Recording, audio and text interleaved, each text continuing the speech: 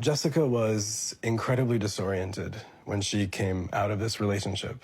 She was just looking for something to hold on to. And some of the Therapist issues is trying to make sense of this. encountered right at the beginning they're the issues why we're in this room. And because I'm the one who anticipates the problems, Narrative. I end up just doing everything. I think the task list became so long once the kids arrived that I gradually developed just an enormous amount of rage. She's angry.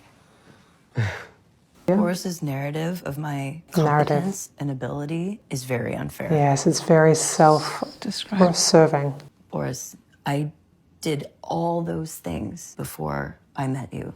And there are reasons why you ended up doing a lot of the things that you ended up doing. Boris does not like me to go grocery shopping because I shop very differently. We used to just shorthand it by saying the tomatoes, because I once went and I bought some tomatoes that were very expensive. Proof that I could not do it to his standards, and therefore he probably had some safety behaviors around finances. Who gives a fuck about the grocery shopping? It's Because such it's not a small about the part grocery of the shopping. overall issue. I want tools to figure out how to be cool with what she decides to do about the tomatoes and the 1 million things the tomatoes are a metaphor for. Can you guys tell me about a few more things just so I'll get a sense of it?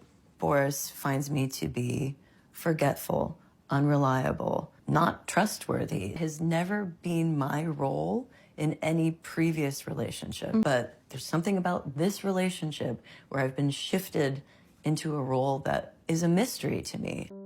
Okay, so we've got a lot there to work on. This last part that she was talking about, how she chooses different types of tomatoes and she's been cast as this flighty, forgetful, unreliable, untrustworthy person. And he's like, I'd walk that extra block to get the tomatoes at $1 or less per pound.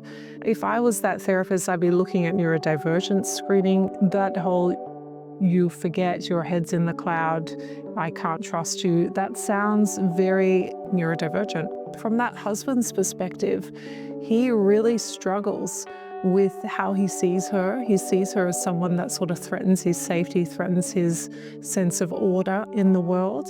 And she, in her more creative way, feels like you don't appreciate me for who I am. Both of them are struggling with being perceived by the other one through the lens of their flaws.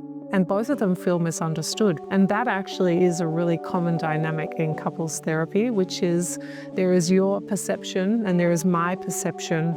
And those two perceptions are real and valid. When we are seeing our loved one, we're looking through the lens of all the experiences that have happened to us before, all the ways in which we've been shaped by our childhood or our other relationships. If I was her, I would be talking about screening for neurodivergency, and then I'd be doing a whole lot of psychoeducation around the stories we have about each other and how might we start to process the pain and confusion between those two people so they can understand what a tomato means to each other.